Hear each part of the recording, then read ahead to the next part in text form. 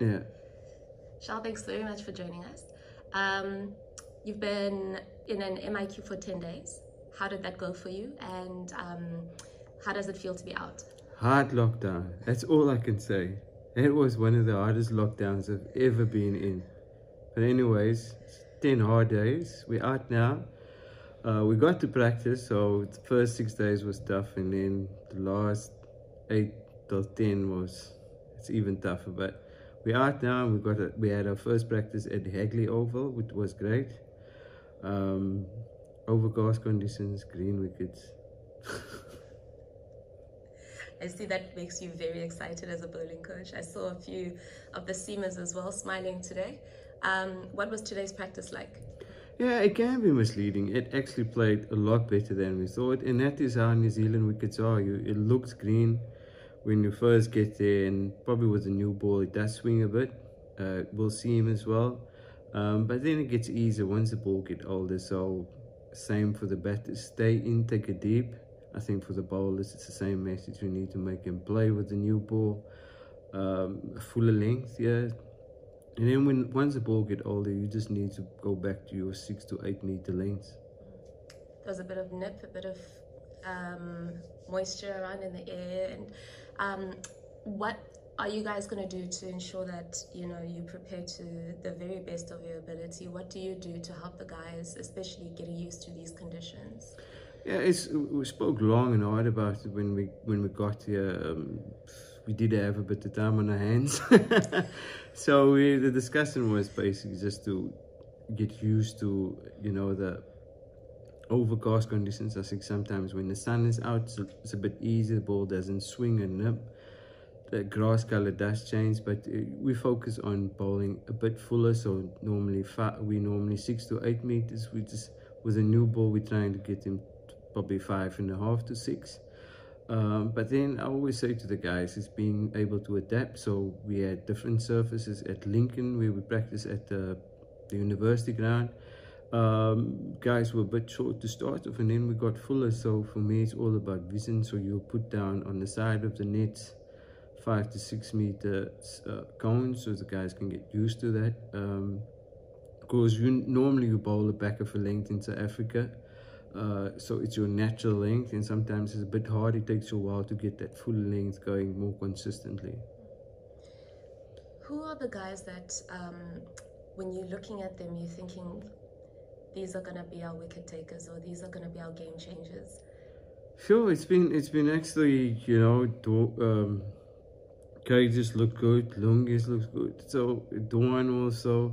And you had Marco, so everyone's bowling at fuller length, and then even the guys that's on the fringe, Luto, Glenton, they've all bowled. So yeah, especially in New Zealand, it's a team effort where everyone contributes. So everyone chip in with 2 wickets here, 3 wickets, and then on the day, if it's your day, you need to go with it and be able to exploit the conditions. So if you're feeling good and you're bowling in the session, your spell is going well, you need to go with it. And sometimes you can bowl longer spells there, because it's not as warm. It's a bit not cold, but it's fresh, more like fresh.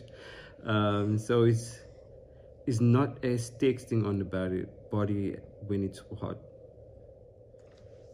So Charl, obviously there was a really good tour against India. How do you maintain that focus and that momentum, especially there was a short turnaround between the 2 tours, but it's a bit of a gap because there was the 10 days of quarantine and all of that. How do you maintain that kind of focus, particularly with the bowling unit? It's quite difficult, I think, because a guy like Casey didn't play, but his confidence is high. Bowling is about being confident as well, same as the batters.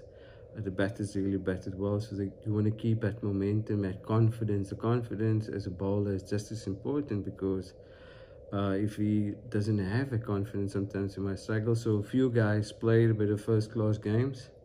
Lungi still played with the ODI series, so I think most of the guys are in good state. It's just keeping that focus. When they come out to practice, it's just all about adaptability, adapting to the conditions, and these conditions are different. Ours is a bit more bowler friendly. Yeah, as I said earlier in the interview, is if the batter take it deep, he can score big. Just have to look after the new ball. Whereas bowlers, we must make them play with the new ball and challenge them, especially challenge them in their defense. Having looked at this New Zealand side, do you, as a team, plan around the batsmen that you've got, the lineups that you've seen after New Zealand announced their squad, or do you maintain focus on what you guys do and how you're going to go about your game, or is it a balance of the two? Yeah, it's a balance here. You also need to know the batsman's strengths, his weaknesses. You look at the pattern, the mode of dismissal, how many times you get out caught behind or LBW. So we look at the pattern, and then obviously we focus on us as well, our strengths. Our strengths is being aggressive. Sometimes, but you can't be over aggressive maybe because the conditions they say. But you need to strike that balance. So as in our DNA, we naturally aggressive when we bowl. It's just controlling that and getting the balance right. So it's focus on the opposition, their weaknesses, their strengths, and we focus on our strengths, and then we try and improve on our weakness. You've got some young guys as well, guys like Luto, Vian. How are they looking? Yeah, they actually bowled really well because they've been playing a lot of first-class cricket. So I'm happy with where they are with their ability and being able to adapt to the conditions here, and they actually bowled well in the nets. We had a few middles and they really bowled well, so I'm happy with where they are with the bowling at the moment.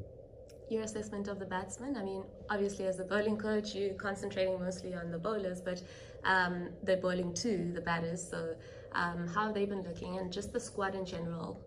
How's everything going? I think most of the guys are in a happy space. Like when we as a bowling unit, when we go to practice, I always say challenge the batsmen, so that will improve their techniques.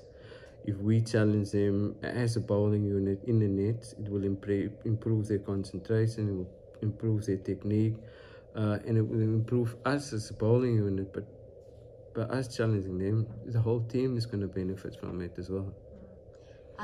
Marco Jansen, how's he looking? He's looking good. He's got a few wickets in the middle, I must say in the nets, but he's bowled at fuller length. He's hitting the stump. For a guy that is that tall, he hits the stumps a lot. So and he can have that aggressive side. We've seen with the Bumrah incident where they had that, and he's got what I call white line fever. He's the most laid back guy off the field, but when he gets off the field, he's quite aggressive, which is good as a bowler to have it. But he's been bowling well, he's been swinging the ball, and then he's getting the ball to straighten off his straight. Are you honing him, especially considering the fact that he's still so young, and and this is possibly going to be his second tour where he's going to be playing? He's actually very mature when you speak to him about in a cricketing sense, Probably in life he still needs to learn a lot, but his cricket brain is quite good. He's very knowledgeable and he adapts quickly. He's a good listener, but he also asks good questions. And the IPL auction has concluded. Got a few South Africans that have been bought. Quite a few in this team as well. How good is that, as an advertisement of South African cricket, and also particularly seeing your bowlers, guys like KG, Marco, Anrech, and quite a few other guys as well, Rassi, and Aiden as well, Lungi, so many guys having been bought. Does that please you as a national team, like coaching group, just knowing that you've got guys that are being looked at by these global leagues? It's brilliant, I think, for experience for the players as well, getting to know how other cricketers around the world are thinking. They're learning from Indian players, Australian, in the dressing room, their way of thinking.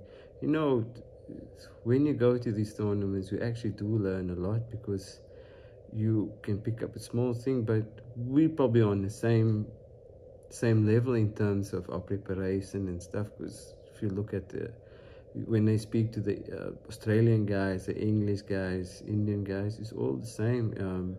So it's good. It's a good reflection on the strength of South Africa, where we are at the moment. A lot of guys getting picked, so they're getting recognition for their skills, which is great. Last couple of questions. This has obviously been a season where there's been quite a lot of cricket for the team. How do you manage, workloads, and when you see what do you see in a player that makes you think, oh, this guy needs maybe perhaps a rest? When do you guys kickstart that kind of process? Yeah, it's the same with you play it, but yeah, and you see the guy, his body language, especially against India now, it was a tough series, taxing on the body because it was pressure all the time. So also you can get drained as well as physically. So you have to take that into account. And then I get guided by Tumi, the SNC guy. I'll have a conversation with him and see what the workloads are, if it's a red flag. So we have that discussion as well. So with KG, we thought, okay, it's going to be a long season still. We've got a World Cup coming up. We've got a few test games. So we'd rather have a fresh cage as well, but you don't want for him to do nothing as well. So it's all about maintaining while he's got time off as well. So it's like a active rest, what we call it. But he's been good. He's been putting in the shift, so which is great because we need to maintain. And sometimes you just go, all right, you can see this guy is mentally or physically, especially with the bubble life as well. You have to take that into consideration. But the guys have been great. Communication between me and Tumi, the coaches, it's been awesome, and the guys has understood when a guy do need a break. So I'll look after them maybe in the nets. I say, okay, you go 80%, but most of the time we want to train at high intensity, so you need to get the balance right.